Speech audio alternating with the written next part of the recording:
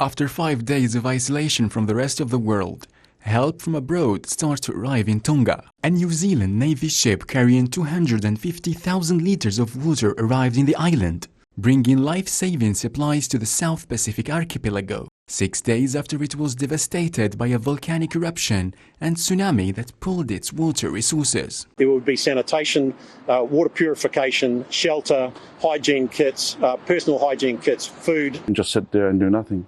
So we've decided to do what the best we can, and in this instance, water was the first thing that we can do. A ceremony was held after China's relief supplies arrived in Tonga. Water and food supplies coming from China were received in Tonga. The Red Cross Society of China has also donated a total of $100,000 of emergency cash to the country, following the same amount offered by New Zealand. This is the first batch of emergency relief supplies received by the Tonga government after the disaster, which carries the special friendship between the two countries.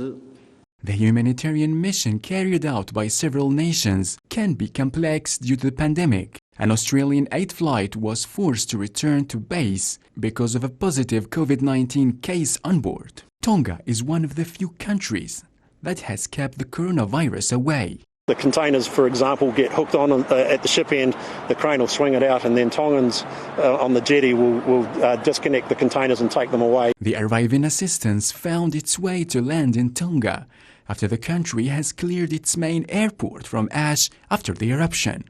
But pollution still presents a risk to drinking water and air quality. Around 80% of the population in Tonga has now been affected by the natural disaster.